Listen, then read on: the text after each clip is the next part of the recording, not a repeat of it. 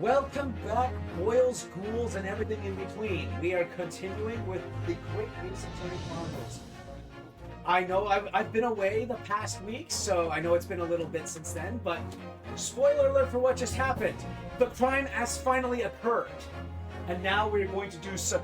We are going to be doing the Dorothy Ann thing and researching. According to my research. Bang. I'll be all right, Mr. Naruhodo. To the go!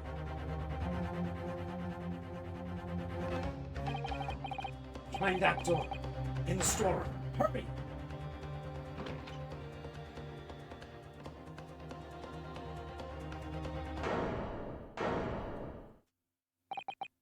It's Gina.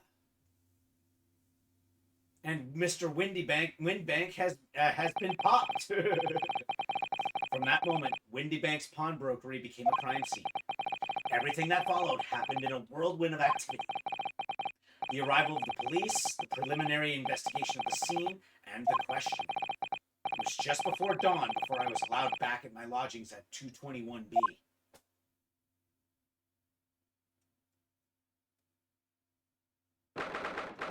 16th of April, 6:21 a.m. Naruhodo's Legal Consultancy. Oh, Iris! A telegram came, and all it said was, wait at home. Oh, yes. We asked one of the policemen to have it sent. It was simply impossible to come back. When I woke up, I was all alone. Early and Jeannie were gone. Everyone was gone.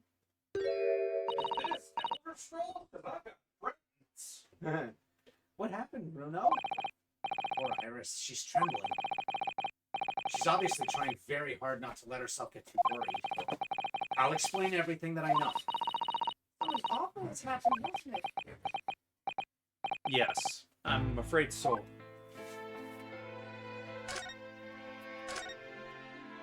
I'm sorry to have to tell you this, Iris, but Mr. Windybank is dead. He was shot. We discovered it early in the hours of this morning. Oh, yes, I had a feeling.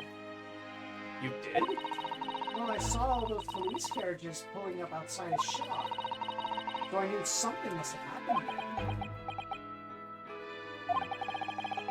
When we entered Mr. Windybank's in the small hours, we disturbed a gang of 2 thugs. They ran out onto the street, and I chased after them, but they got away. So it was one of them who shot old Mr. Windybank, I suppose. I don't know, but it's not what the police believe at the moment. Oh, why not? They've arrested someone else as their prime suspect, you see. Gina. Ginny? Why? Well, thing is... No, Ginny wouldn't do something like that. I know. None of us think she did. Then why have they arrested her? I'm sorry. There was nothing I could do. She did have a gun in her hand, so it did look bad. Oh, I missed that part. I don't understand why they arrested Ginny. It's not... What about the 2 thugs that were at the scene? Why aren't they the prime suspects? After all, they shot Hurley dead, didn't they? No, I mean, Mr. Sholmes isn't dead, Iris. This is all so horrible. The thing is, Mr. Windybank was found on the floor in the storeroom where he keeps the deposited articles. And the storeroom door was locked from the inside. I see. But he wasn't alone in there. Gina was found next to him on the floor as well. Oh no! And according to the detectives who investigated afterwards... Don't tell me. There was no one else in the room? Yes, exactly. How did you know? It's the only explanation. Yes, the only explanation indeed. What do you mean by that, Bruno? Well... What can I say? I'm damned if I agree, damned if I don't.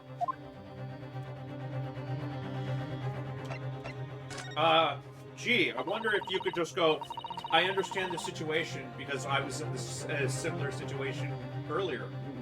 It's not like I've been accused of murder twice.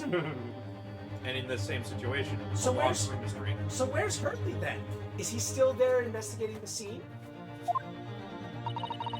He really ought to have some breakfast. It's not good for him to miss meals. I don't want you to worry, Iris, but I have some news about Mr. Sholmes.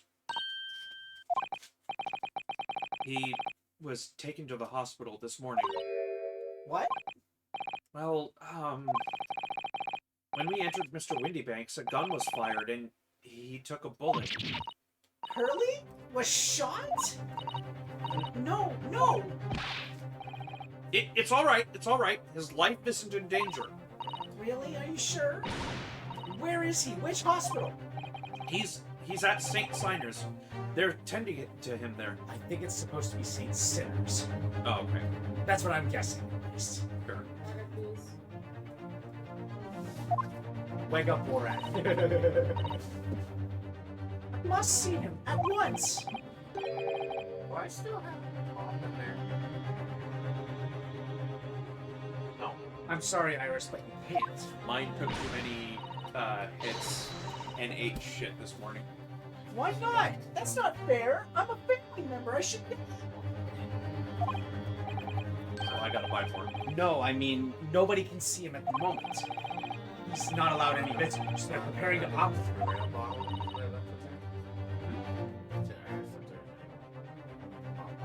I said no. No.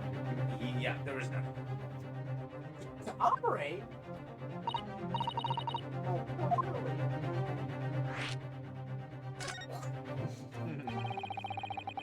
It was the two thugs that who were in Mr. Windybank's shop. They shot Mr. Sholmes when we disturbed them, you see.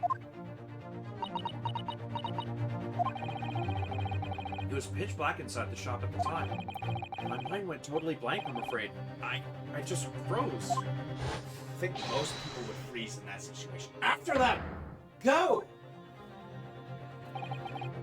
After that, I ran out into the street, but... well, they were long gone. I shouldn't have hesitated. I'm so sorry. It's my fault.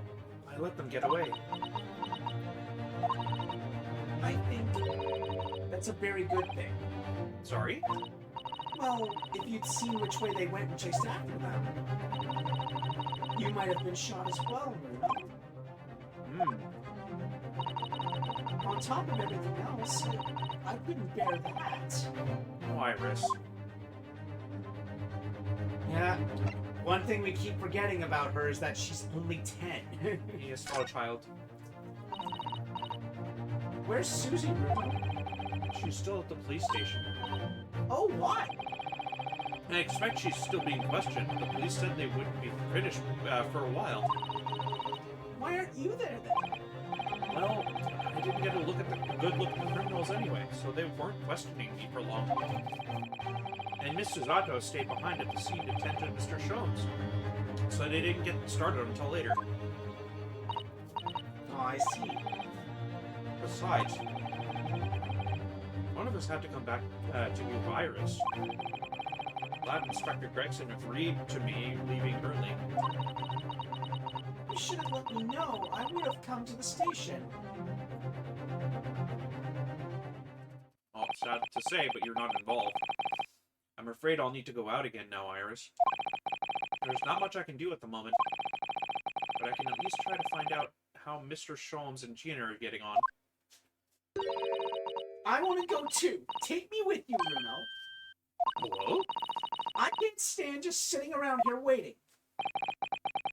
I'm not sure how I feel about taking a 10-year-old child with me to the scene of a murder. But I don't want to leave her alone here either. Alright then, Iris. Perhaps you can help me? Oh, yes, I'd love to. He's at prison. Mr. Sholmes is probably in his hospital bed. And don't forget we have to visit the crime scene. We need to conduct a thorough investigation. I can see you're ready for action. I imagine Iris would appreciate going to the hospital sooner rather than later. Ooh. new location. Okay, so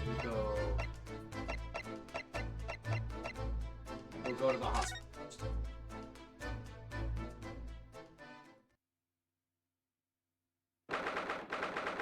Is there a way to move the mouse cursor? Yes.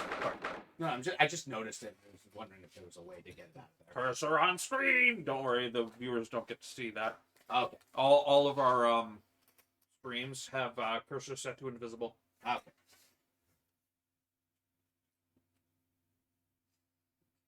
Your session has expired. Hurley. Oh.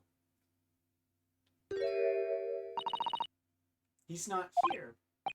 No, that's strange. The nurse definitely said he was in the bed by the window, didn't she?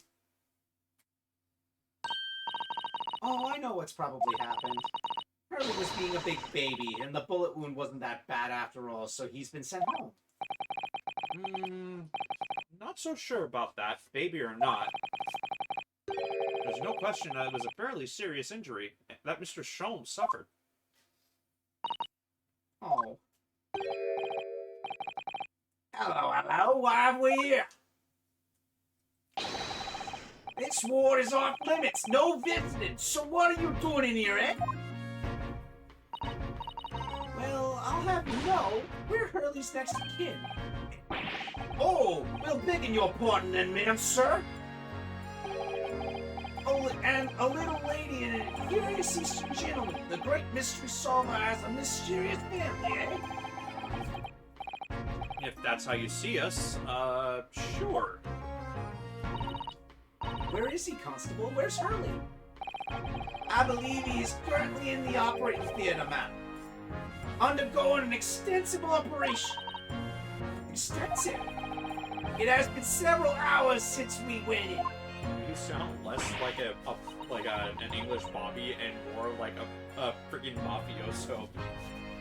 Shh. Oh dear, is he going to be alright? Well, it doesn't appear to be working, you see. The anesthetic is. Oh?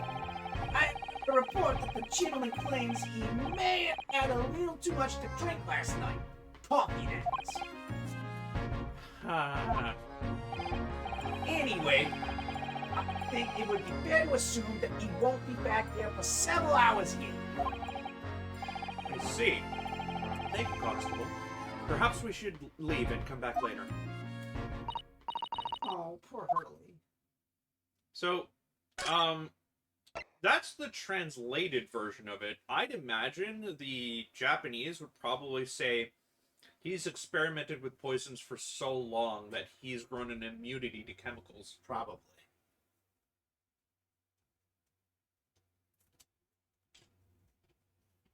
Alright, now we go to prison.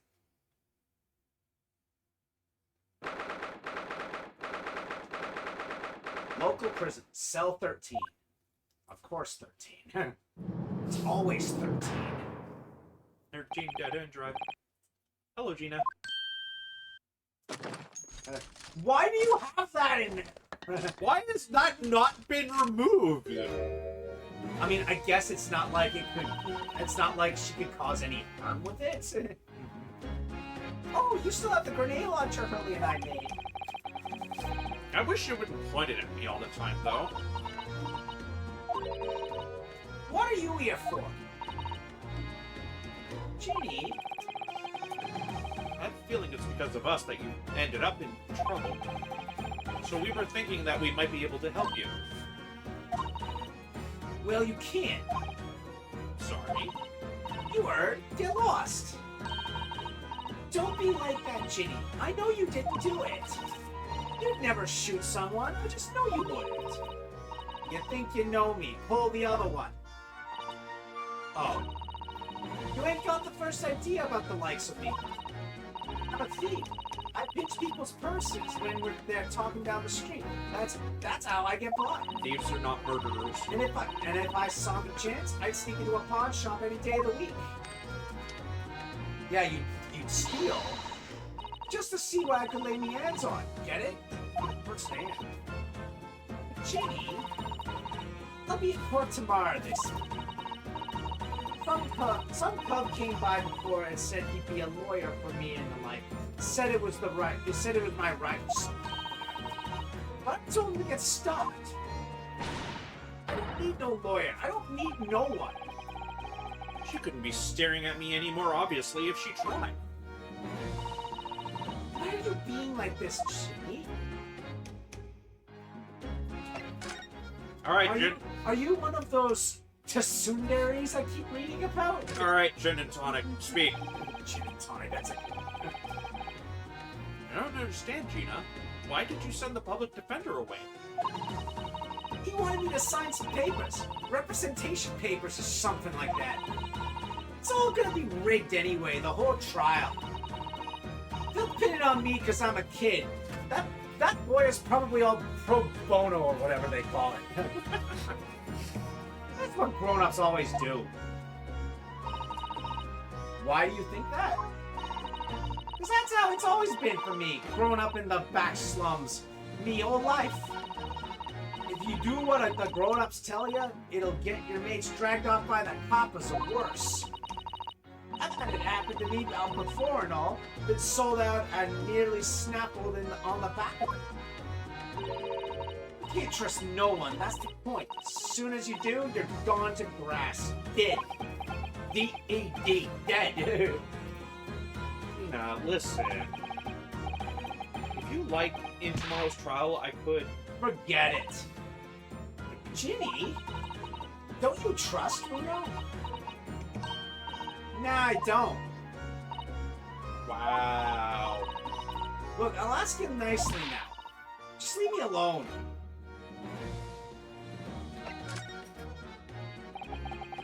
Would you tell us what happened, Gina? Last night.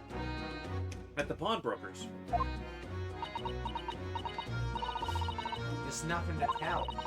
I figured it'd pay me. So I broke into the place and started going through the storeroom. The old bloke walked in on me, and you know the rest. No, we don't. But why, Ginny? Why would you do that? Imagine it actually ends with him actually ending his own life.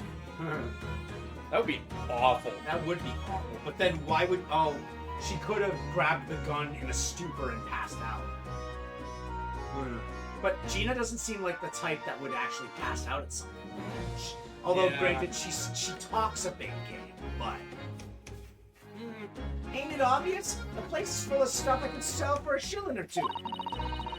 Diving ain't easy, you know. It's a lot of work, and at the time you don't even get nothing. Is that really why you broke into the place? What? Are you sure the true reason wasn't something else? Oh, give it a rest. What'd be the point anyway, eh? Nothing I could say would make a blind bit of difference. Please tell us, Ginny. We'll believe you, whatever it is. Believe me? Don't be daft. You can't believe nothing. Everyone lies all the time. And you know what? When it comes to liars, I'm the biggest of the lot. I've told some unforgivable lies, I have. What do you mean by that? What unforgivable lies?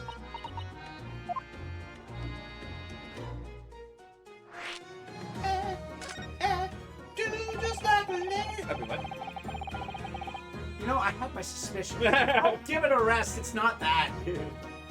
What did you mean before? It wouldn't be the first time someone has accused me of that, though.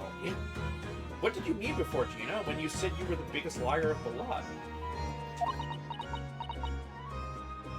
I may have claimed I was a C. I wouldn't be surprised if Gina's not her name. But I don't think that's the case. Why don't you tell us what these unforgivable lies you've told are? Maybe we can help.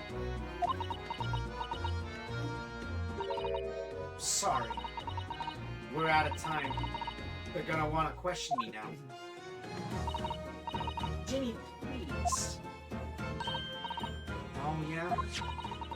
I wanted to give you this. Something to remember me by. Kitty! Zaika. Zaika. Dad.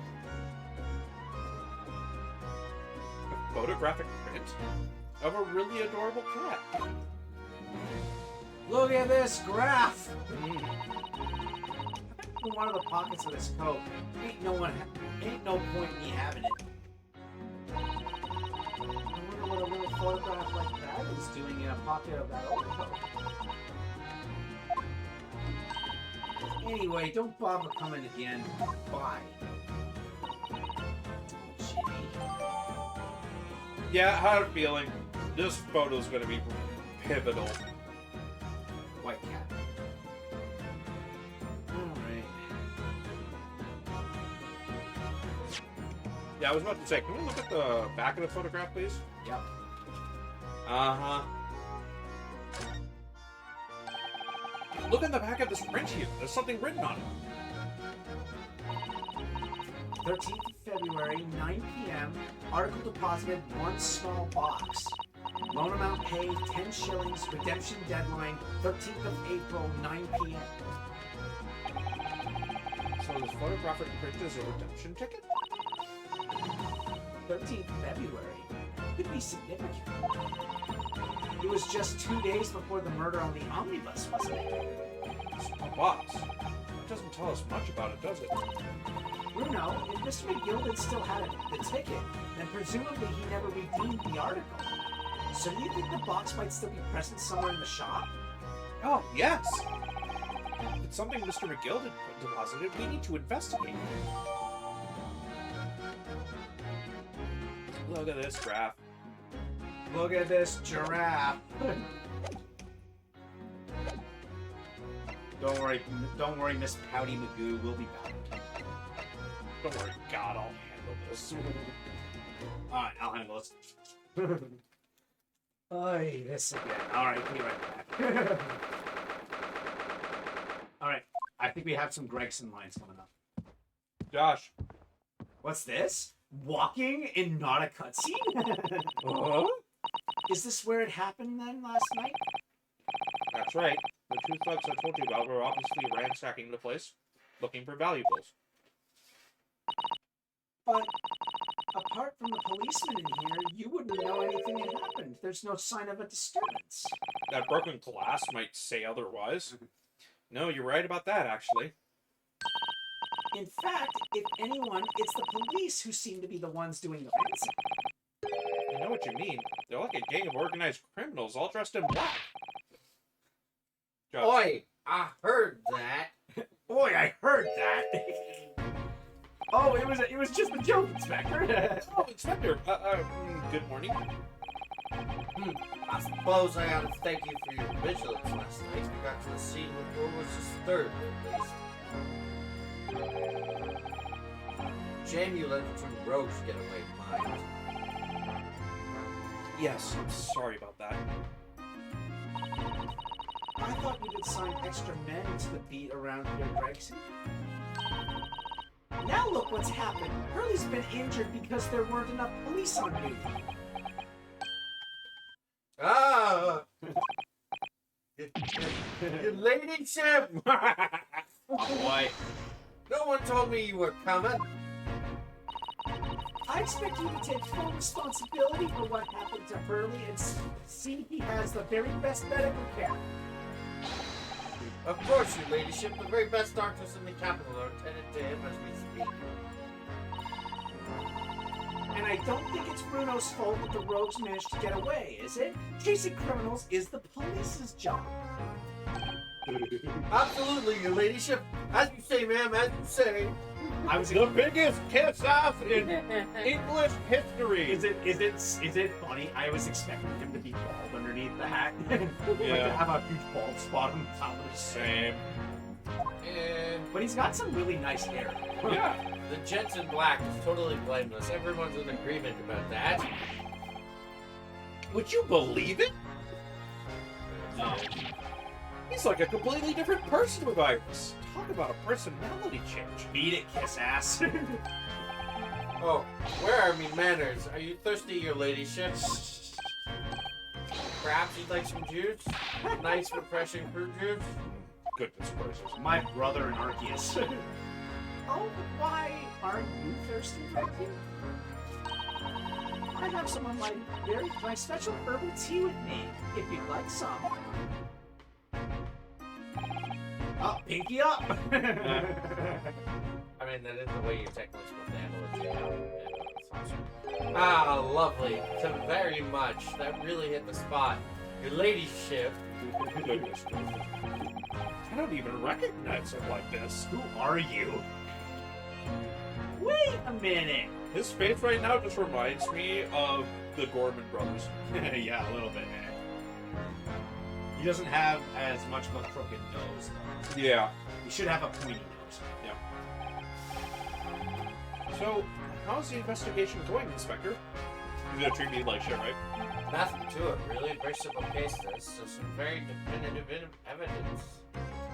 We're just about to charge the diver we arrested last night. In fact, Gina, you're going to charge her?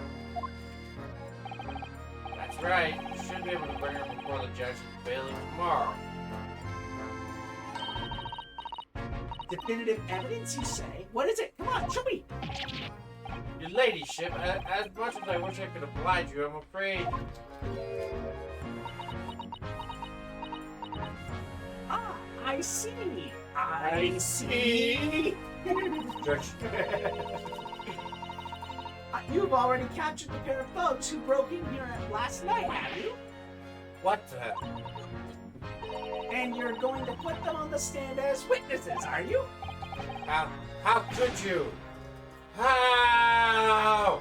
It's literally written on the note pinned to your jacket. How could you possibly know that? How the hell? Jenkins? I have the feeling. That's all. Remind me never to try and keep a secret from Iris. So you've arrested the two men who shot Mr. Sholmes, haven't you? Well, yes, they were rounded up pretty quickly by the lads on the beat. And Miss Lestrade being held at the prison. And Miss Lestrade is being held at the prison? She should be. That's assuming she hasn't put the teeth of the jailer for it. Brett. Knowing her, she probably would consider that. No, sounds like she wants the punishment. Yeah. Although there's probably a reason. Uh-huh. Can you tell us anything about Mr. Sholmes? What's his condition? Sorry, I'm not at liberty to divulge that information. Scotland Yard matters are strictly confidential. And then I was Remind me again, Josh, because you know this answer. Bullets back then, were they worse than current bullets? Like, did they spread out more? Not really. I mean, okay, if you're talking the history of firearms, but Is there more shrapnel? No. I'll give it some more answer. The basic technology between the point you're at here and then is relatively the same. The difference is, that's it. And as per fragmentation, fragile animal has well, not sorry. No, it's all good. If there's discussions like that, I'll just go through the dialogue, but I'll make a note of what's happening. They're basically saying that he got shot in the midriff and it didn't hurt. Oh, okay. That's why they're having it. Okay. Should make the point of noting this. You should probably just slowly go through the dialogue. Being gunshot back then was considered the death sentence. Basically high risk of infection, and the success rate of surgery to fix it and internal damage. Because it's Swiss cheese.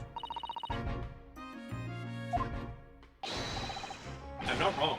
Not really. There was too much damage and all of the metals. Well, no, because typically they would only, casings would only benefit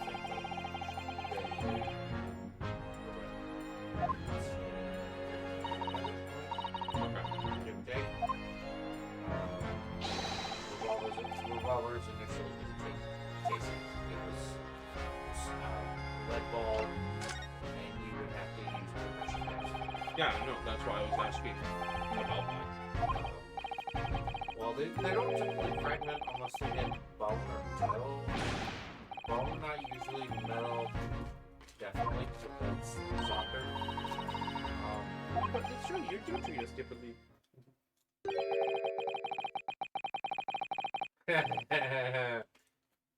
You do know she's the one who writes those, right? Yeah, he does. That's why he treats her differently. I prop up on them, don't I? Inspector Tobias Gregson. Oh, well, yes, because you're an acquaintance of hers. What did you write about the Inspector, Iris? I don't remember really. It was one of Sean's lines. Gregson is the smartest Scotland Yarders, is how he put it. Oh, did I write that? And you know what that one line did for me, eh? Very next month, my pay doubled. Doubled, I tell you. Oh, that's amazing. All because everyone at the yard reads them. They read all the Sherlock Holmes stories. They even set up a fan club for me. Bruh. Of course, that explains everything. It was around that time when you became such a toady to me. Can you play me all and take this one bad word from you and Holmes could change it to tune about me? Gregson, no, the great detective will say he's getting quite overrated these days. Think what would happen to my salary if that came out in print, eh? The whole thing gives me the willies. I can't tell you how many nights of sleep I've lost worrying about it. That would never happen, Gregson. Every month when the new Rants magazine comes out, my hands are trembling as I turn the page. But keep in mind, she's the one that writes them. She writes the books, so she could change what he said in that moment to make the narrative sound better. I don't think she would actually do that to you. No, because she does care. In her mind, Sholmes acts in favor of the constables and stuff. Yeah. So, I mean, he typically does. Oh, how awful for you! Here, have some of the tea to settle your nerves. I'm not making sounds. This is not Minecraft. Ah, lovely. To very much. That really hit the spot, your ladyship. Beat it, kiss ass. Teetotal. Teetotal. Sorry, oh yeah, there's something I was supposed to talk to you about, actually, Mr. Naruhodo. I am? Yes, what is it? I've got an important message for you. I clean forgot about it until now. Important message? I wonder what it could be. I say you're representing Portsmouth. No, this is probably from Sholmes. Don't. Are you going to tell me what this important message is, then, Inspector? It says, pick up my dry cleaner. Yeah, it's about that young lady who's normally by your side, your assistant. Oh. Dear Susie, is she alright? She's at the... She's at the station, isn't she? Being questioned, I believe. Nope, not anymore. She had to head off. Head off? Where? To Lord Strongheart's office, of course. He summoned her. Oh. Yes, of course. I forgot about that. One of the whipstocks took her there in a yard carriage after we'd finished questioning her. But she asked us to tell you she didn't have to prepare for the return journey and to go and meet her there. You know, you're being honest with me. She's got a nerve using Scotland Yard as a bloomin' messaging service. I see. Well, thank you for passing that on, Inspector. Why did Susie have to go to see Lord Chief Justice? She didn't tell me. But I'd better head over to the Lord Chief Justice's office to go fetch her straight away. Also, I have it ready now. So if he ever drinks tea again, then I will play. Maybe next game. Yeah.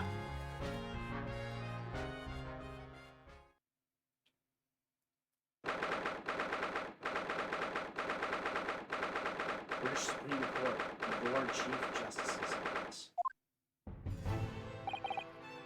Yes.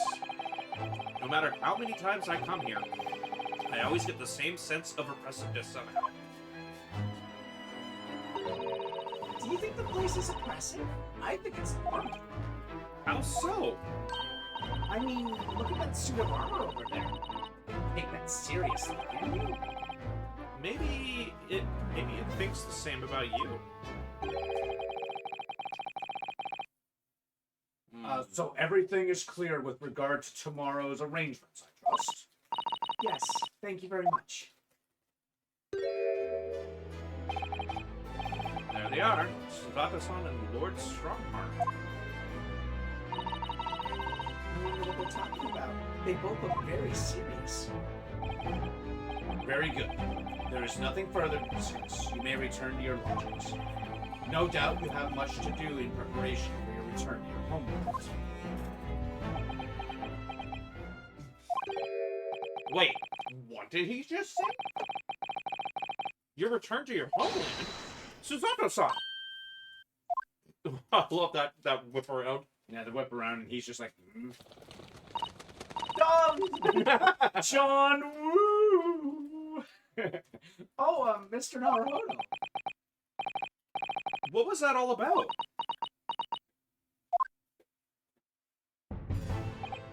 Ah, Mr. Naruhodo, thank you for coming to collect your call. What's this all about?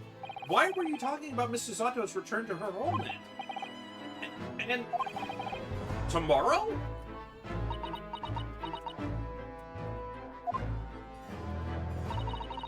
Tomorrow?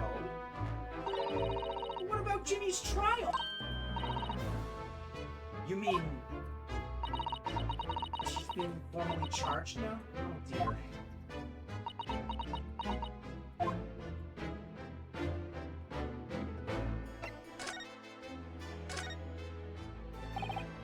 Miss Susato, what is this all about? What is going on here? Oh, please don't concern yourself, Mr. Naruhodo. It's only me going back to Japan. Your life here can continue just as That's not what I asked. What happened? Why are you leaving? It's my father. He's fallen ill. Oh no! Professor Mikotoba? If I may, Yes, sorry? you must be the defendant, Ryunosuke Naruhodo. Yes, that's right. My name is Yujin Mikotoba. I am a professor of forensic medicine at Yume University.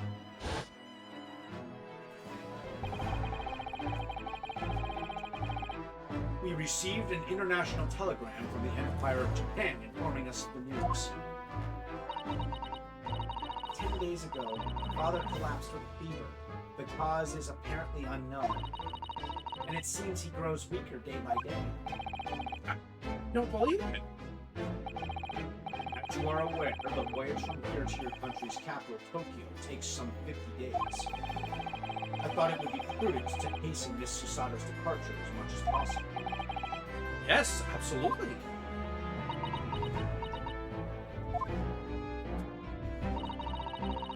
I will leave London first thing tomorrow morning. I can't believe this is happening.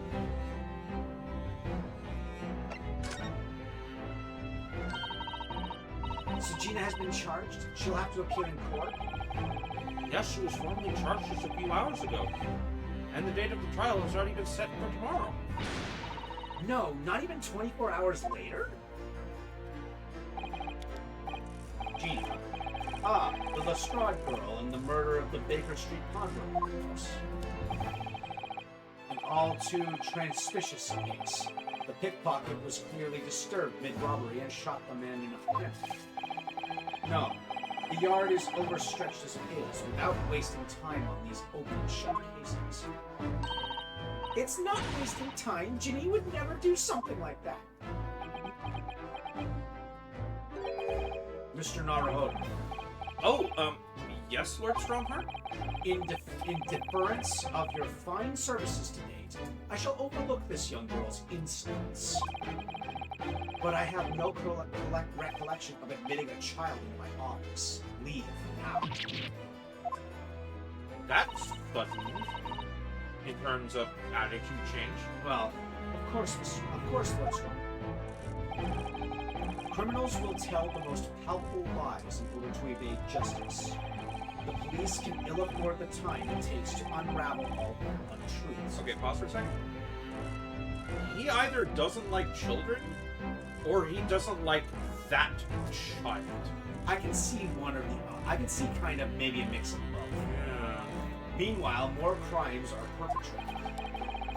We have far more serious matters with which to contend. Serious matters? Didn't Gregson mention something like that yesterday? Yes, Inspector Gregson made a similar remark yesterday.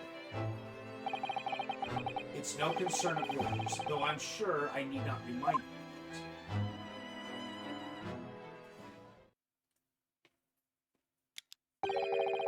3 minutes precisely until my next meeting. You must excuse me. There's just one more thing, Lord Strongheart. Which is? It's Miss Lestrade's trial. I wonder if you might permit me to defend her. A timely suggestion. Sorry? The girl currently has no representation. But that's not fair.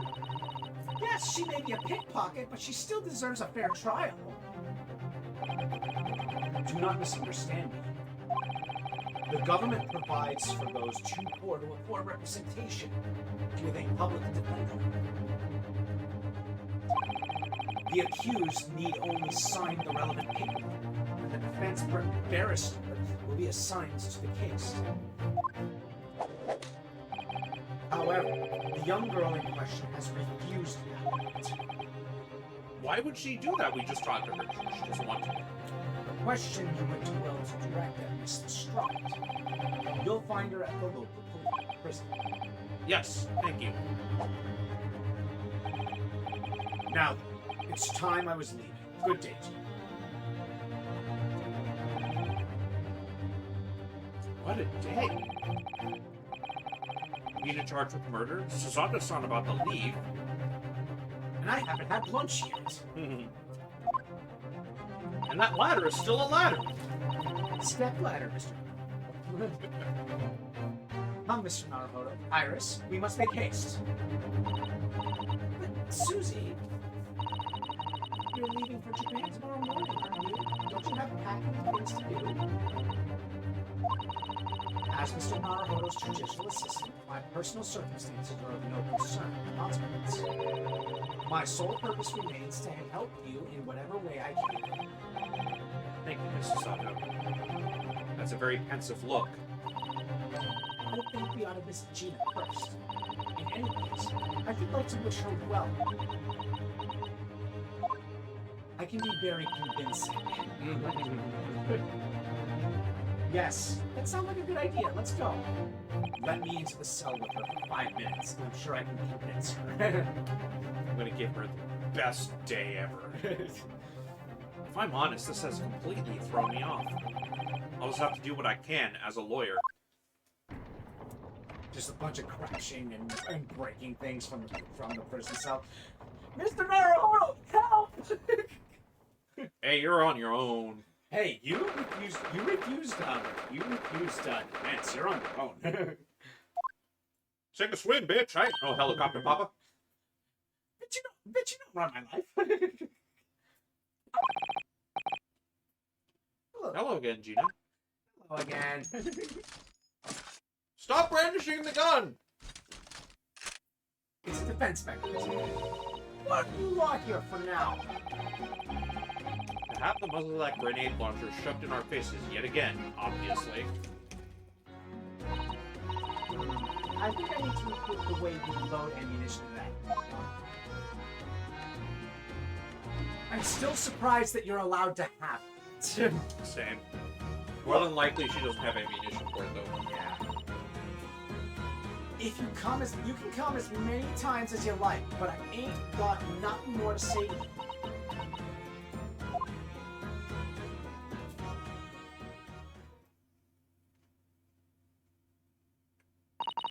Gina, I wonder if you might hear me out. There's something I'd like to say. What? I'm sorry to say that I must reluctantly bid you farewell. Eh? Farewell? Tomorrow, I must begin my journey back home to Japan. I fear we may never meet again. Oh, right. I've had the pleasure of meeting so many lovely people here. I have so many wonderful memories. And yet, as things stand now, I haven't thrown enough people yet. It will be a glum parting indeed. Poor Iris is so miserable. Susie. They're playing. Well, that ain't my business. Both Iris and Mr. Naruhodo believe you to be innocent, Gina. They've put their faith in you. But somehow, you can't find it in your heart to put your faith in them. Yeah, that's right, I can't. What of it? It grieves me greatly that I have to say goodbye to my friends when they are so clearly unhappy. Because of you. Well, it's my fault? Yes. So I have one final request, Gina, before our paths never cross again. Right here and now, I want you to show both of them that you don't deserve the faith they've invested in you. Eh? Only by doing that will you truly be as alone as you claim to be. What are you talking about? What do you expect me to do, eh? You've told us that everyone lies. So prove it by admitting one of your own untruths. What about what you said before, Ginny? You said something about unforgivable lies. You must tell Mr. Naruhodo and Iris the truth now. That is my last request before I leave. My last request as a judicial assistant. Alright, fine. I like pineapple on pizza. That's it? Dude, so do I. It's not that uncommon. Oh. No, I can't. Whatever these lies are, they're obviously weighing very heavily on Gina's mind. Gina, if I could be wrong, but is it something to do with what happened 2 months ago? Something about that trial? See, even the organ player agrees with me.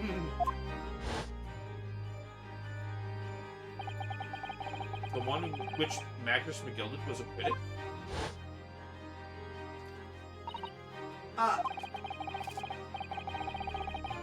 The case of that mysterious murder that took place inside the omnibus? You were called as a witness by the prosecution. Is that what this is about? Yeah, you're right. Because in that trial, I lied. I lied like you wouldn't believe. Nah, really? Will you tell us about it now? I'm shocked. Shocked! Well, not that shocked. Yeah, it's just like, come on. Like, you lying? Come on. Like you said, it all happened 2 months ago. The coppers got hold of me and shoved me in the witness stand. And based on your testimony, Mr. McGilded was declared innocent. Yeah, well, the thing is, I lied about a whole bunch of stuff. I knew it. What sort of thing did you lie about? I was hiding under the seat that night. That was the truth. It was pitch black in that little cubby hole. I couldn't see a thing.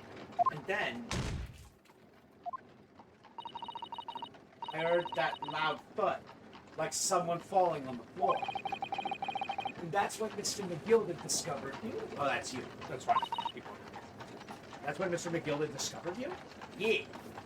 Yeah. Oh yeah, you fell on the floor all right. He pulled me out from under the seat and set me next to the dead man. There weren't much light to see by, but when I looked at the ends, I had the cub's blood all over me. I was so scared, I couldn't even speak. You had his blood on your hands? In other words, it was Gina that the witnesses on the roof deck saw through the skylight. Then Mr. McGilden started asking you questions, I suppose.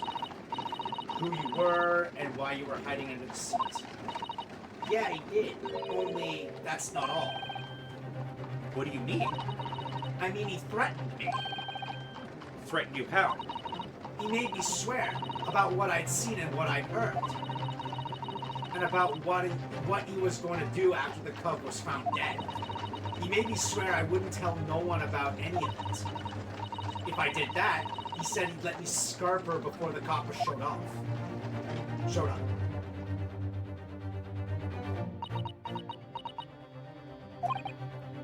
Gina, you must tell me what he swore you to secrecy about. What you saw, what you heard, everything.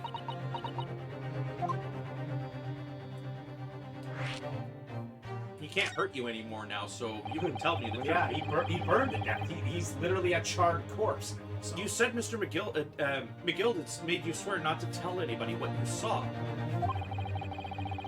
But you were in the pitch black compartment under the seat the whole time, weren't you? Yes, with Mr. McGilden sitting above your head, if I remember correctly. Yeah, that's true, but it was when I heard the thud of the cove hitting the floor. I let out a little scream, see, couldn't help it. McGilden heard that and dragged me out by me arm, and that's when I saw it. It was on the floor next to the old geezer what had been stabbed. A disc, all bright and shiny. A disc? Do you mean... Yeah, that's it. The one what the D took off me at Windy Banks. So the music box disc was there, on the floor of the omnibus? Not long, McGilden spotted it right away. He picked it up smartish and stuffed it inside his pocket. So that disc was in the omnibus 2 months ago, at the scene of Mr. Mason's murder. And the bog trotter told me I weren't to mutter a word of it to no one. What is on that disc? Monster Rancher. Because it was so dark under that seat in the cab, I was straining me ears the whole time. After a while, I heard the door and footsteps inside the cabin. Presumably, that was Mr. McGilden getting on board. Nah, not only him. Oh! Because I could definitely make out the footsteps of 2 people. Oh! Well, in that case, it seemed likely that was Mr. McGilden and the victim. Mr. Thrice-fired Mason. In his testimony during the trial, Mr. McGilden claimed he slept during the carriage ride. But whenever I was in the carriage, I'm taken with a fierce tiredness, and I am always somnolent. And your own testimony, Gina, supported this. All I could hear was the Irishman snoring.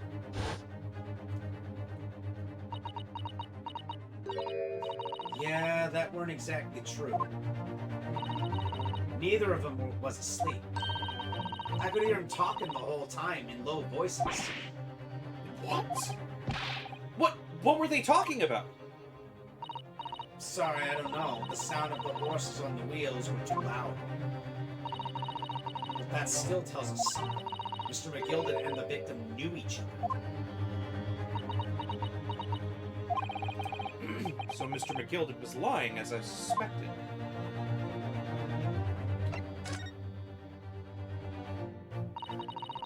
I knew it weren't going to take long before someone raised the alarm that the bloke had been killed. Yes, you were quite right. The other passengers on the roof deck noticed it very quickly. So when the cab came to a stop, Mr. McGilden told me to hide back under the seat again. I climbed in and waited. The two cubs from up top ran off to get the coppers. Yes, Mr. Fairplay and Mr. First. Right. And after they'd gone, McGilded asked the driver to do him a favor. A favor? Now then, fella, what I need you to do is take this coat of mine and deposit it in the nearby pond. And for your troubles, let's see now. I'll give you 10 guinea.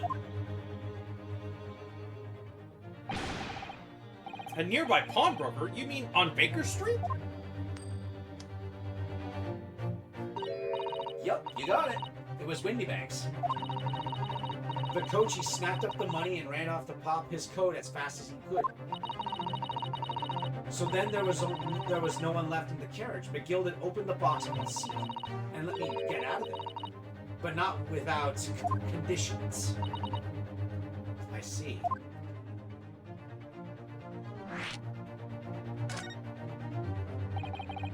What were Mr. McGilded's conditions then? For letting you go free, I mean. Not telling a soul, not for anything, about what I saw and what I heard. And there was something else as well. There's more? Yeah, this is the most important thing, he said. I'm afraid sending the coachman on a little errand for me, with some small change in his hand. Now then, did you hear what I asked of him? Did you see anything at all? At all? You asked him to go pop your weasel, right? Aye. That Finn's taking the overcoat to deposit with a pawnbroker hereabouts. And I want you, lass, to take the redemption ticket for it. Do you understand? What? You want me to take the ticket? That's right. And I'll come fetch it for you later. Something within the next 2 months. You're to hang on to it until then, is that clear? And whatever you do, don't lose it. All right then. And in case I might happen to be delayed, you're to go to the pawn shop, Windybanks, so it is, and you're to extend the loan afore the 2 months is up. If you forget, the article will be forfeited, and any old Finn could come along and buy it. Yeah? But I ain't got that kind of brass. Here's £5. This should be enough.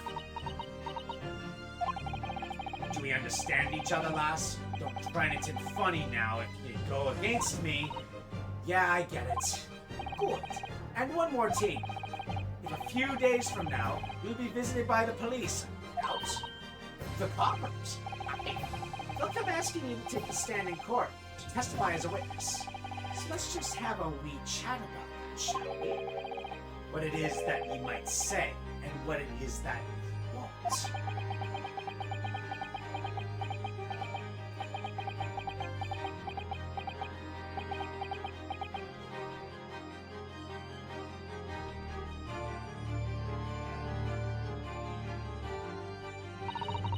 After he'd gone over it all, I piped it. Got as far away from there as I could.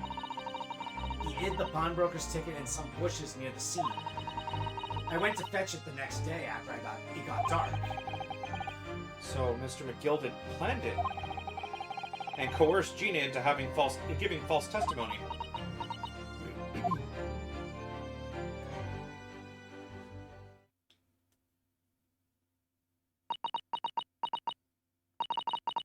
I bet you're ready to string me up, eh? I lied in that big old courtroom. I told some corkers. The thing is, he said he would make it so he couldn't live in the East End no more. That's what he threatened me with. What a wicked man. He knew everything what went on in the back slums. He knew he had no one to look after us. And we was all just looking out for each other, getting by together. So you mean Mr. McGilded would have, in an heartbeat, he could have had the lot of us chased out of there if he wanted. And then we could have, where could we have gone, eh? Nowhere, that's where. So I didn't have no choice. Thank you, Gina, for telling us everything. But I'm I'm for it now. Go on, admit it. You must be livid. Well, you can make amends by doing me a simple favor. A favor? What? Sign the representation papers for tomorrow's trial. Eh? If you don't actually want me to represent you in court, you can rip it up later. But we need that paperwork or we can't investigate. The police won't let us. Investigate what? The scene of the incident last night. Mr. Sholmes was shot, you see. You what? You what? Hurley's having a big operation right now, Ginny. Is it bad? Is he gonna be alright? Sholmes is gonna be alright, right? That's why I want to investigate, for Mr. Sholmes' sake as much as anything. Right. So what you're saying is, if I sign that bit of paper, everyone's happy, is that it? Something like that.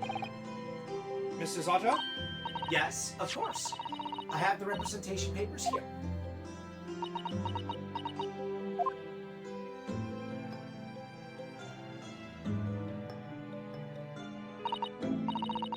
I don't need no one to stick up for me, though. No lawyer or nothing.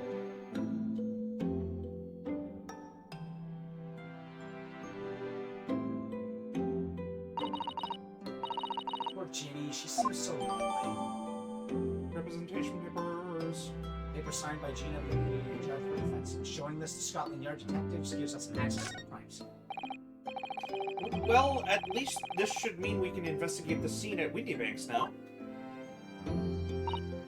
Yes! And perhaps we can come back to visit Ginny when we're done there.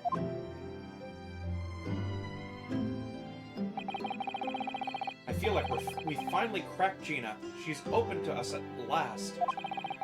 And now I have her representation papers. No one else knows just what a responsibility that is. Anyway, for now it means Inspector Gregson can't stop investigating at Windybanks. Although something tells me he's not going to be happy about it. When is he ever happy? Unless Iris is him. Yeah. Is he a simp? No, most of the time. Yeah, no, he's not a simp. He's just acting the simp, so he gets in good graces. Alright. We got about half an hour. We'll see how far we can get in this investigation. Aye. 16th of April, 1:26 p.m. Windybanks Pond. Here we are again at the scene of the crime. Now to thrust these representation papers in Gregson's face and see what he makes of them. Meanwhile, Gregson walks away. I can do this. Hello again, Inspector. Do you have a minute, please? What is it now? You should go home and get some rest. Here you are, Gregsy. Here are the representation papers. Your ladyship! How? I don't believe it! How the devil did you get that stubborn little rabbidash to sign that? I salute you. That is good work, that is. I can see you've been very busy here as well. It's a tea. It's a special blend designed to relieve fatigue. I thought you said you had it ready! I closed it because I didn't think I would need it. Lubber me. Well, let's see. Yes, I hardly feel tired at all. I'm fit as a fiddle, your ladyship. I turned Irish for some reason. Would it be alright if we investigated the scene of the crime then? Do as you please. You know where it happened. Through that door behind the counter. Beneath the counter. Beneath the counter. There's stairs underneath the counter? Yes. Yes, the storeroom. That's where I discovered Mr. Windybank and Gina.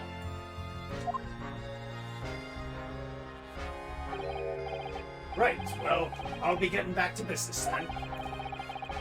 Will you be investigating the storeroom as well, Inspector?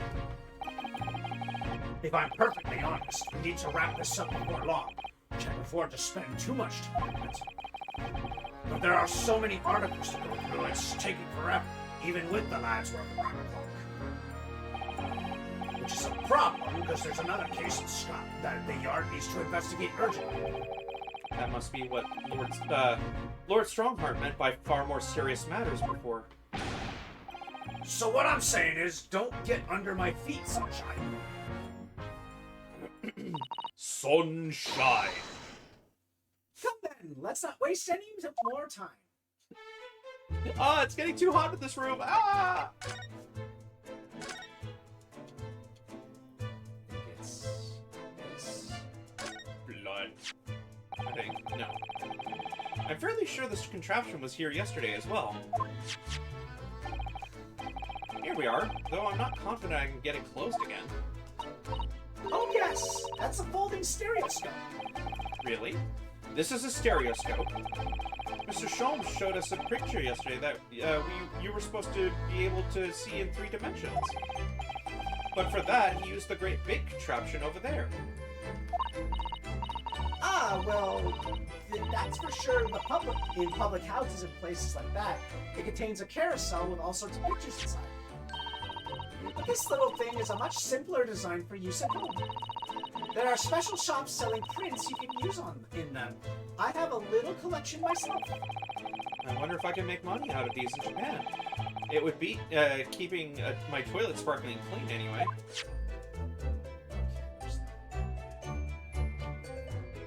Examine the big one too.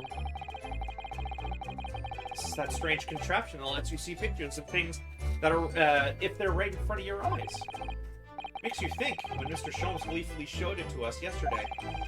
We were blissfully unaware that any of this was about to happen.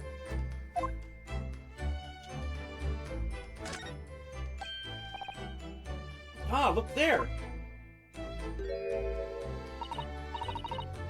Ah yes, a bullet hole. And I can see the bullet is still lodged in the wall. Presumably, Mr. Windybank wasn't practicing with his revolver in his spare time. Well, somebody's blood. Ah, well, Mr. Sholmes likes to practice in his drawing room whenever he can. He's very patriotic about that. Sorry? It's all there in The Adventures of Herlock Sholmes, you know. Isn't that right, Iris? Ah, did I write something like that? Partly in jest, perhaps. In jest? Well, he doesn't do it often. It is quite a dangerous pastime. He doesn't do it often! He shouldn't even do it once! Forget that for now, Runo. Let's examine this bullet. Bullet. What's that around the bullet hole? Is it blood? A suspicious red stain on the calendar. Aha! I may well be able to help with that. What? There's nothing like the sight of blood to get the blood pumping, is there, Runo? I have a feeling I'm not as bloody-minded as you, Iris. I'm afraid the sight of blood makes my blood run cold. There you have it, you see? When it comes to blood, we're all different types. Yes, what a scientific observation. So you need this. Oh no, what is that scary-looking thing? Hurley and I haven't actually come up with a name for it yet, but as soon as you see it in action, you'll understand what it does. Watch! Luminol? Luminol. Sort of. Oh! The color of the bloodstain has changed! There. Does it make sense now? Yes, I think I'm starting to understand. Good. It works on the principle that different people have different types of blood, you see. Oh, so it'll be a different color depending on whose blood it is? Yeah, so it's a blood test. Yeah. A rudimentary one, but still. Yes, how wonderful. The chemical it fires combines with the blood and makes it change color. So you can identify whose blood it is if you're looking at it in the flash. Oh, what a fabulous invention, Iris. Isn't it? I bet Ginny would say it's bleeding gray. So, whose blood are we looking at then? Well, all the chemical does is turn the blood a different color, so... Just find someone whose blood turns the same color, and you'll know who it belongs to in a flash. It's more like 2 flashes, really, isn't it? One flash or two, this could well turn out to be a very valuable clue. So we must make note of it in the court record. Something tells me this only applies to blood types like O, positive, negative, A. There's only a finite number of that, so... Let's keep testing and adding the results of any other blood analysis to the portfolio. As long as I have reagent left, sure. Oh, is that an actual, like, consumable? No. The game wouldn't do that. Yeah, I was just making sure. There's the article ledger there, and Mr. Windybank's notes, and... What's this? It looks as though somebody left a little photographic print behind. Oh, look on the back. There's something written. Is there? Ooh, show me, Susie, show me. Why are they acting like they've never seen this before? It's a different 15th of February, 10:30 p.m. Article deposited, 1 gentleman's overcoat. Loan amount paid, £1. Redemption deadline, 15th of April, 10:30 p.m. Gentleman's overcoat pawned for £1? Clearly it was a very fine coat. In fact, I think... Yes, this must be the ticket for the overcoat that Ginny redeemed yesterday. And is still wearing, which belonged to Mr. McGilden. I would never have expected the redemption ticket to be handwritten on the back of a photograph, though. It seems Mr. Windybank just used whatever piece of paper he happened to have on hand. Kitty! But this photograph of a cat, it looks very familiar, doesn't it? I'm sure I've seen the exact same picture out somewhere else recently. Oh, yeah. Oh, yes, you're right. Very recently. It's the same as the one Ginny gave us. Of course! I was forgetting that she gave us that print. Well, what are you waiting for then, Mr. Naruhodo? Get it out! Alright. Let the cogs turn. It's slightly different. Yeah. Yes, They are exactly the same. Nope. Mostly. I've got it. These 2 photographs hide an amazing secret. The secret? What does she mean? You must tell us, Iris, at once.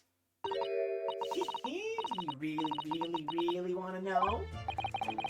Yes, we need to tell you.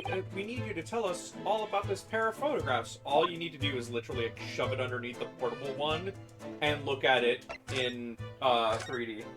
Talk to her. So, Iris, about these 2 photographic prints. The one we found here on Mr. Windybank's counter and the one Gina gave us before.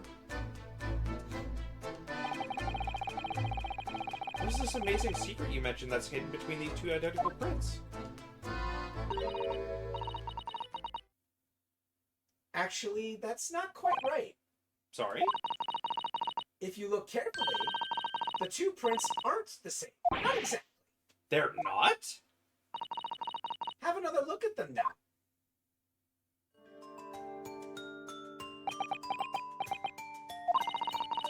Can you see that they're just slightly different from each other? I think so. It's very subtle, though. But what's the reason for the subtle difference between the 2 prints? Ah, well, it's because they're a set, you see. No, I don't. These pair of photographs is meant to be used in a stereoscope. Everyone in London is raving about them at the moment. Ah, stereoscope. Why do I feel as though I've heard that word before recently? Are you serious? There's the right typical brain fart. I just looked at this 2 seconds ago. What was it again? And then comes the flashback. Yeah. It's like all of a sudden, just like you see a Men in Black in the background. Why do you hear? Yeah. Oh yes, that's what Mr. Schultz showed us yesterday. See, there it is, just over there. Ah, yes, of course. That magical machine that makes pictures look almost real enough to touch. Touch. Well, actually, it's quite possible to see the same depth in pictures even without one of those contraptions. What? Really? Do you know how a pair of flat photographic prints can appear to have any depth in the first place? Nope, no idea. Ooh, wonderful, then I'll be able to tell you. She's over the moon, bless her. Keep in mind, remember, she's only 10. Should we let her explain, though? We really need to carry on investigating the scene. Yes.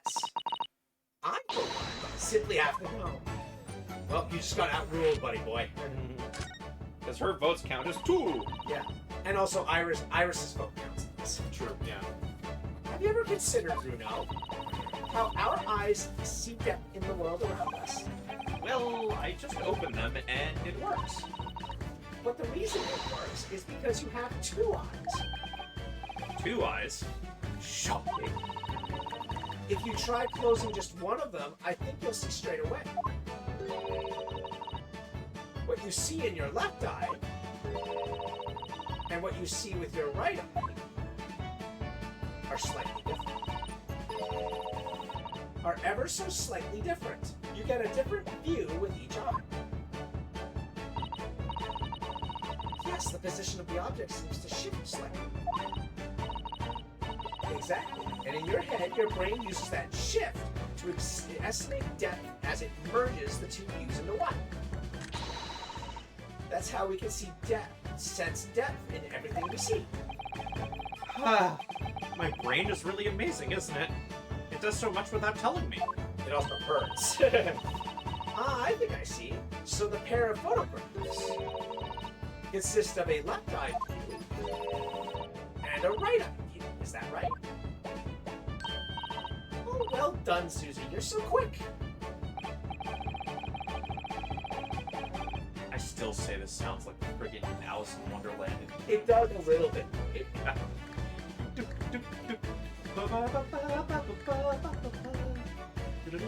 It matches the steampunk kind of aesthetic. So if you can persuade your brain to merge the 2 pictures together in your head, you'd be able to see the depth in these prints? Yes. Well, you're beginning to understand. And there's a stereoscope's function, and a stereoscope's function is to act as your brain and allow you to do just that. Yes, but as long as you have 2 images, 2 eyes, and 1 brain, you can actually do it yourself without needing a stereoscope at all. But the way we do it is very painful. You can? Really? First of all, you have to have a direct, like, straight ahead focus on it. Let's try it. Let's see if you can view this pair of prints without the help of a stereoscope. Oh yes, I'm daring to have a go. I'm gonna try too, but I'm not at the wrong angle for that. I can shift. No, it's fine. Sato-san really loves this kind of thing. You need to be able to cross your eyes. That's the main thing. Can you both do that? Cross my eyes? I think I can. Watch me. And you can watch me and see if you can copy. That's so dumb. Make your eyes do this. All right, let me try. Are you ready, Mr. Naruhodo? Oh, this is the best. Like The sharing brain cell image. yeah. How's that? Wonderful. Now it's your turn, Bruno. The trick is to concentrate on looking at the bridge of your nose with both eyes at the same time. Not exactly an easy task when 2 people are staring at you cross-eyed. That's enough practice. Now let's try it looking at the prints. Start by staring at one print and slowly crossing your eyes.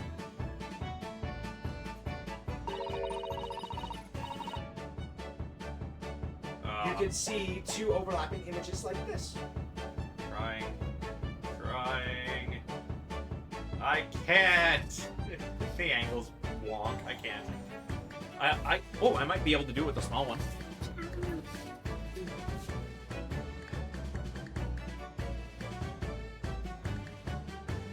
I can kind of do it. I can't. It's like too slight or not slight enough. It's wonk. Anyways, what is the importance that we're trying to look for here? We'll try it now, Bruno. I'm just gonna have to give it a try, I suppose. So they're just gonna give us the both photos. Did the print split into 2 images for you? Now, the next step is to put the pair of prints side by side like this, and then to try crossing your eyes. Oh, okay. The prints should slowly merge together until... Okay, whatever. they form a new single image in the center. Oh, yes! Mr. Narho, it works! I can see it in the middle now. It looks so real. And, oh, I could look at it all day. I wouldn't advise that. Your eyes might start to hurt. Your turn, Bruno.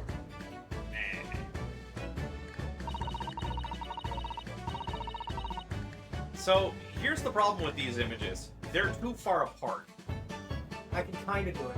Like, you have to really, like, stress it out, so... Yeah, Anybody watching, I wouldn't recommend it, per se, because these images are very spread apart. Normally, they're closer together so that you can see them properly. It works a little bit. I can't keep it for longer than a second, but I can see it briefly. Unfortunately, this is going to be a major thing in the case coming up, so... Yeah, the problem is, this game originally released on the 3DS, which uses its stereoscopic view. You don't see the images like this. They're already superimposed on the screen. It might work better if it was on your monitor. No, not even. It didn't work. I tried. There, you managed it. So now you know how stereoscopic images work. We know how it works, but it just doesn't work well for us. Yeah. Well, I don't know who discovered it, but it really is quite extraordinary. I could probably extrapolate what we're going to miss if we need to do it again anyways. So what do you think of these stereoscopic prints then, Bruno? They're certainly amazing, but it isn't easy to get the knack of viewing them properly. Also, they're a gimmick. No, some people find it easier than others. But that's why contraptions like this exist. For people who find it tricky.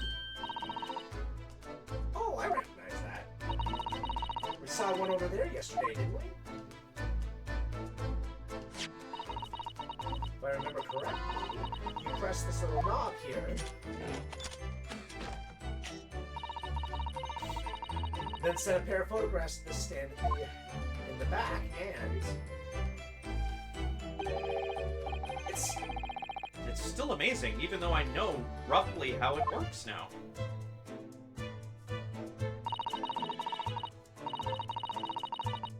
Well, London seems to agree with you. Stereoscopes are very popular at the moment. You can find one of these folded contraptions in lots of households in the capital currently. But if these little machines are so affordable, surely there's no need to go around staring cross-eyed at pictures like you hate them.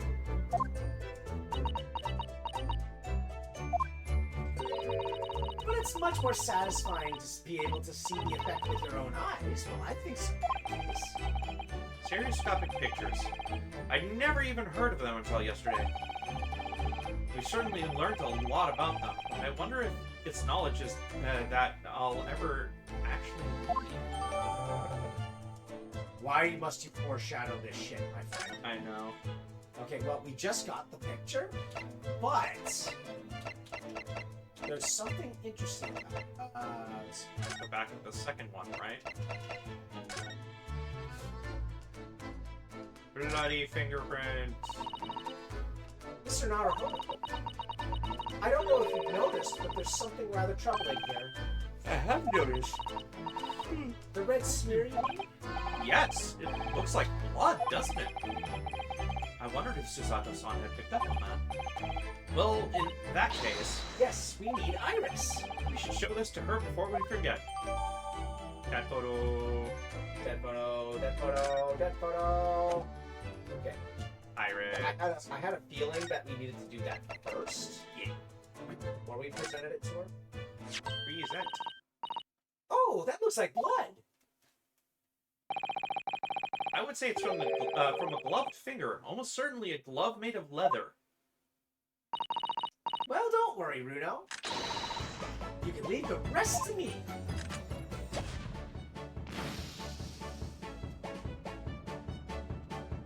It's not the same blood. It's purple. Look at that. Yes, it's a color we haven't seen before, isn't it? We simply must have its portfolio blood signals. Could be an important clue. Although, it would be nice to find out whose blood these different colors correspond to at some point. Well, this particular stain of blood. Oh, you've had an idea, haven't you? Do you know whose blood this is? Not this moment, no. No, but I can guess maybe it's Shoal? No, that doesn't work. It's gotta be the pawnbrokers then. Maybe we do, yeah. Well, it was for the coat, right? Yeah, so he must have taken it from them. Wait, no, but he doesn't wear it. Not from the color return, but with a little deduction. That's right, I think it's clear. Iris, you know as well? You first, Bruno. Who do you think it belongs to? The pawnbroker. Oh, I believe this is the blood of...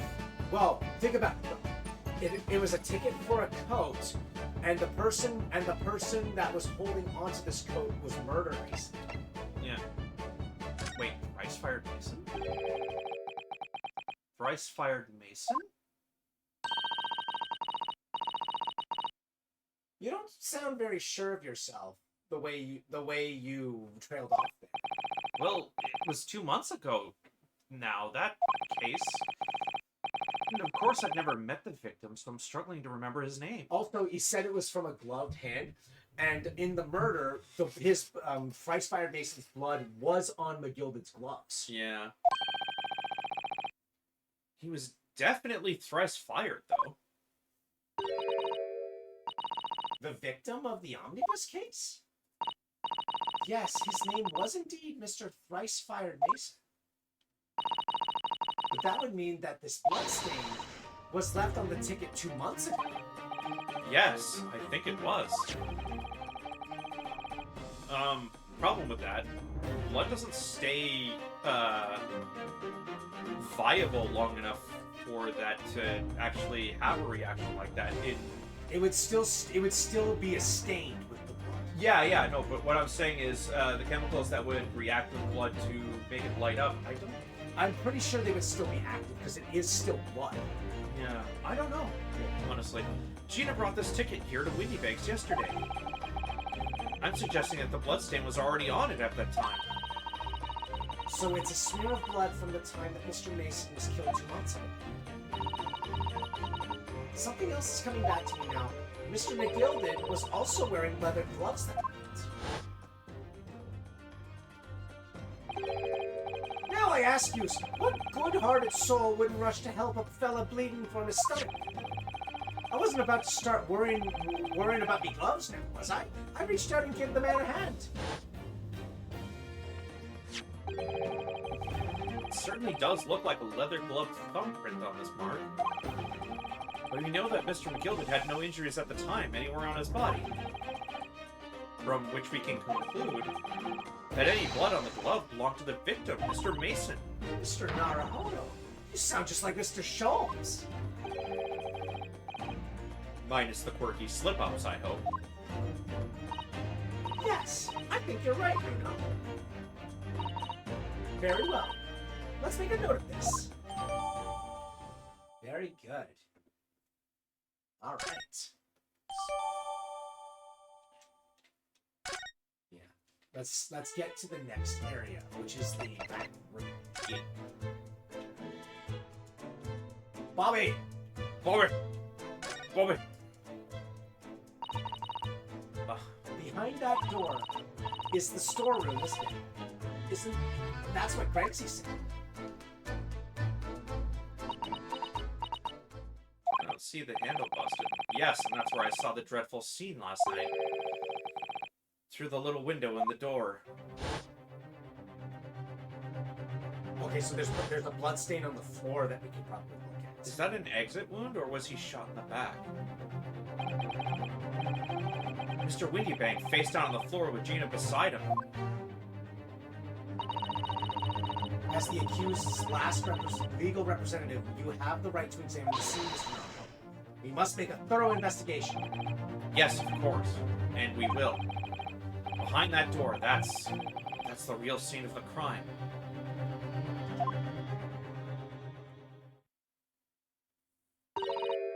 Don't worry. If there are clues in there, I'll find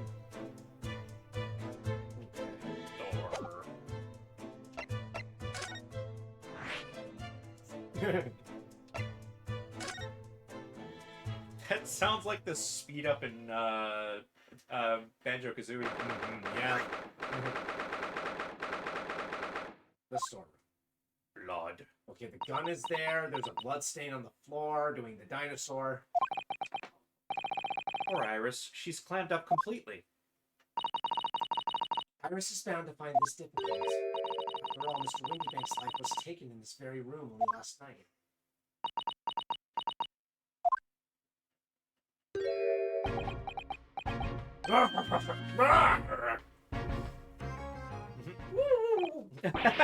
Wait, Inspector! What is it now, Sunshine? Sunshine. You took one look at me and tried to run away. You think a Scotland Yard inspector would run away from some jumped-up little defense lawyer, do ya?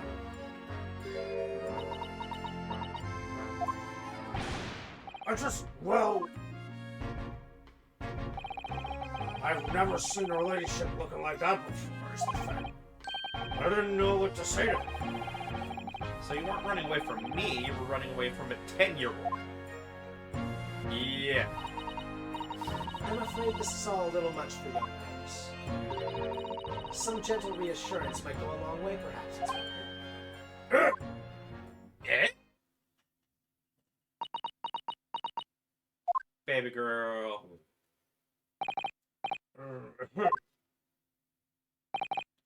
Don't trouble yourself unduly, Your Ladyship. I mean, at least you're not dead, are you? Bruh. Bruh. I don't think that went very well. He's not good with kids. No, he's really not. Never have a child. Look, I'm in the middle of an investigation here, Sunshine, and I told you not to get under my feet.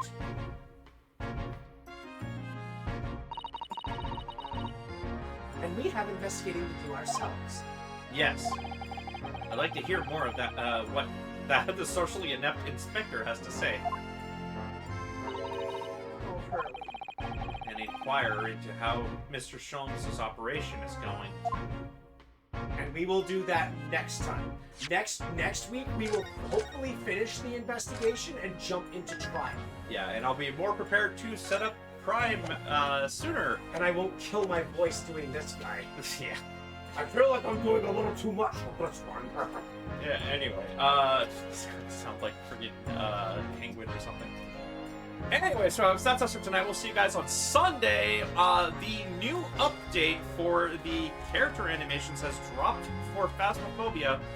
And the next week we'll have the Alan Wake updates. A little bit of spoilers. The character animations update, not that good. It's really rough. But we're still going to play anyways, just to show what it looks like. Hopefully it gets better as time goes on.